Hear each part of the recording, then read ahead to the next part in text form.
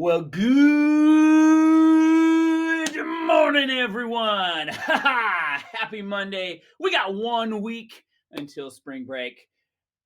I think your teachers might be cheering just a little bit. But I'm super excited to see everybody. We're bringing the sunshine. It's going to be an amazing day. I'm super excited because I have not one, but two amazing young ladies to lead us in the Pledge of Allegiance. They bring their own sunshine. We have fourth grader Corinne Sapien and third grader Peyton Shelton who are going to be leading us in the Pledge of Allegiance. So, ladies, bring that sunshine and take it away. Good morning, everybody. My name is Corinne, and I am in Miss Terrell's fourth grade class this year. Good morning, everybody. My name is Peyton Shelton, and I am in Mrs. Newland's class this year. Please stand and join us for the Pledge of Allegiance. Remove all hats and hoods and place your right hand over your heart. Ready, begin.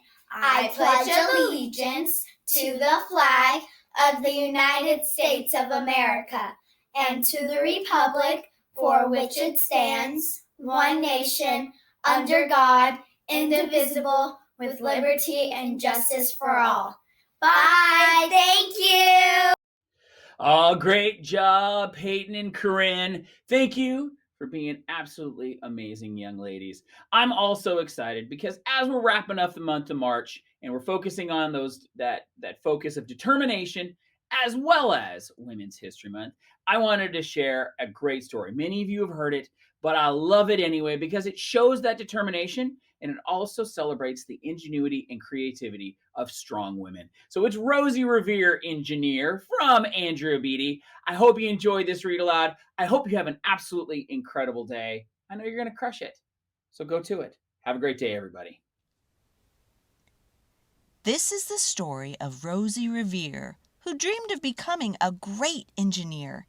In Lilla Greer's class at Blue River Creek, young Rosie sat shyly, not daring to speak.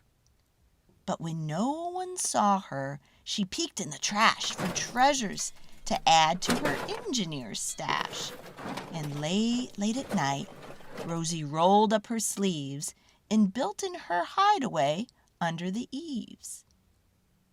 Alone in her attic, the moon high above, dear Rosie made gadgets and gizmos she loved. And when she grew sleepy, she hid her machines far under the bed where they'd never be seen. When Rosie was young, she had not been so shy. She worked with her hair swooped over one eye and made fine inventions for uncles and aunts. A hot dog dispenser and helium pants. The uncle she loved most was Zookeeper Fred. She made him a hat to keep snakes off his head, from parts of a fan and some cheddar cheese spray, which everyone knows keeps the pythons away.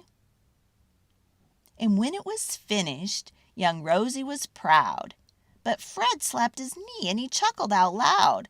He laughed till he wheezed and his eyes filled with tears, all to the horror of Rosie Revere, who stood there embarrassed, perplexed, and dismayed. She looked at the cheese hat and then looked away. "I love it," Fred hooted. "Oh, truly I do." But Rosie Revere knew that couldn't be true. She stuck the cheese hat on the back of her shelf, and after that day kept her dreams to herself. And that's how it went until one autumn day. Her oldest relation showed up for a stay. Her great-great-aunt Rose was a true dynamo who worked building airplanes a long time ago. She told Rosie tales of things she had done and goals she had checked off her list one by one.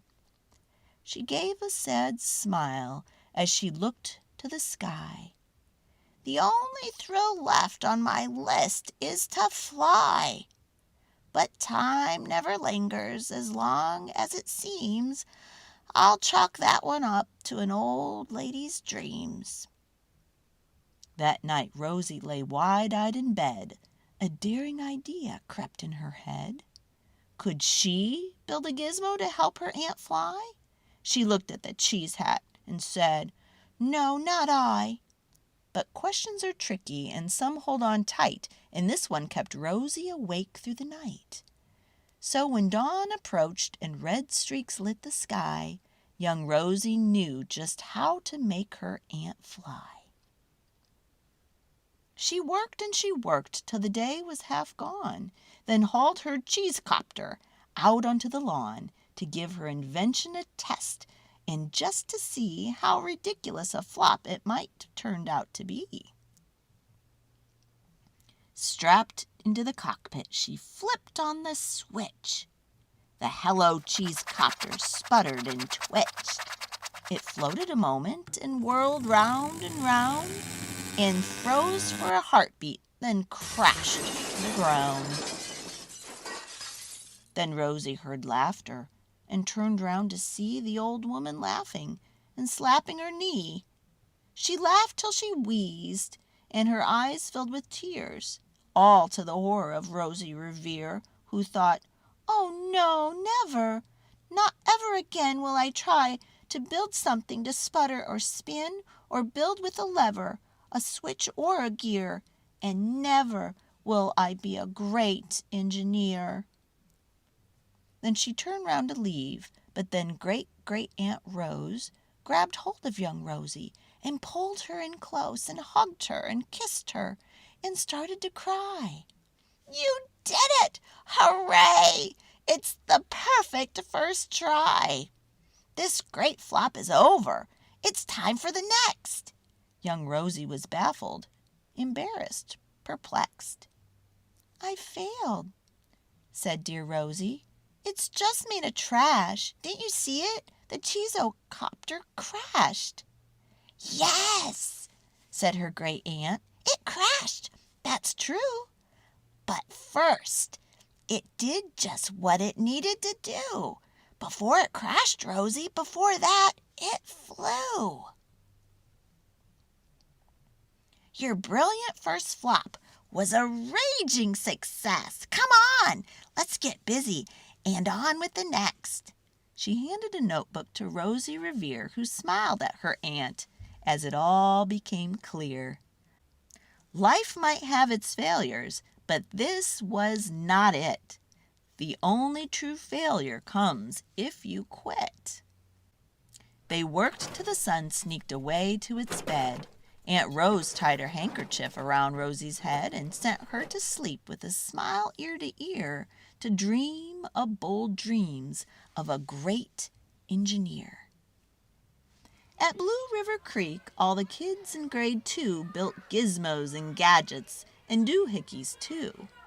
With each perfect failure, they all stand and cheer, but none quite as proudly as Rosie Revere. The end.